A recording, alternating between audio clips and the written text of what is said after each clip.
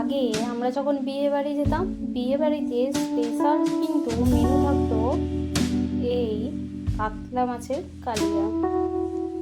এখন নানা রকমের কাতলা মাছের রেসিপি বেরিয়েছে, কিন্তু এই কাতলা মাছের কালিয়া বিয়ে বাড়ির মতো যা খেতে, এর স্বাদের কোনো ভাগ হবে না। আমার তো খুব প্রিয় বিয়ে বাড়ির সেই কাতলা কালিয়া, আশা করি সবারই খুব প্রিয়। তাই আজকে আমি বানাবো বিয়ে বাড়ির স্টাইলে কাতলা কালিয়া। প্রথমেই আমি 3 পিস কাতলা মাছ ভালো করে নুন এবং হলুদ মাখিয়ে রেখে দেবো। এই মাছটি কিন্তু আমাদের পুকুরের মাছ, আর এই রকম পুকুরের মাছের কাতলা কালিয়া খেতে খুব ভালো লাগে। আমার কিন্তু খুব প্রিয়। আমি মাছ খেতে খুব একটা পছন্দ করি না, কিন্তু এই কাতলা কালিয়া থাকলে এই দিয়েই সব ভাত শেষ। আমি একটি কড়াইয়ে তেল গরম করে মাছগুলিকে একটু লাল করে ভেজে নেব। বেশ লো টু মিডিয়াম ফ্লেমে আমি মাছগুলি ভেজে তুলে নিচ্ছি। দেখুন, বেশ লাল করে ভেজে নিয়েছি। এরপরে ওই তেলেতেই আমি দিয়ে দেবো একটা শুকনো লঙ্কা, একটা তেজপাতা এবং একটি লবঙ্গ, একটি এলাচ, দারচিনি এবং দিয়েছি গোটা গোলমরিচ এবং গোটা জিরে। তারপরে আমি দিয়ে দেব কোচানো পেঁয়াজ।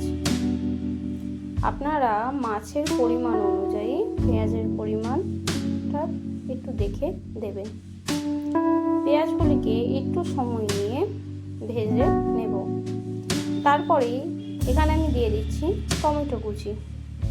টমেটো কুচিগুলি কিন্তু আমি এই টাইমে দিই, তাহলে টমেটোর যে ফ্লেভারটা খুব ভালো আসে আর টমেটোর কাঁচা গন্ধটাও থাকে না। টমেটোগুলি দিয়ে একটু ভেজে আমি এখানে দিয়ে দেব আদা রসুন বাটা 2 চামচ। তারপরে একটু জল দিয়ে দেব হলুদ গুঁড়ো, লঙ্কার গুঁড়ো এবং জিরে ধনের গুঁড়ো। আমি দিয়ে ভালো করে কষে নেব। অবশ্যই কিন্তু একটু জল দিয়ে কষাবেন, নইলে কিন্তু মশলা কালো হয়ে যাবে। তারপরে আমি এখানে দিয়ে দিয়েছি অল্প নুন। ভালো করে কষিয়ে আমি এখানে মাছগুলি দিয়ে দেব। একটু সময় নিয়ে কষিয়ে নিয়ে দেখুন তেল ছেড়ে দিয়েছে, তার মানে মশলা কষানো হয়ে গেছে। মশলা কষানো হয়ে গেলে মাছগুলি দেওয়ার আগে আমি এখানে দিয়ে দিয়েছি 3 টেবিল চামচের মতো টক দই।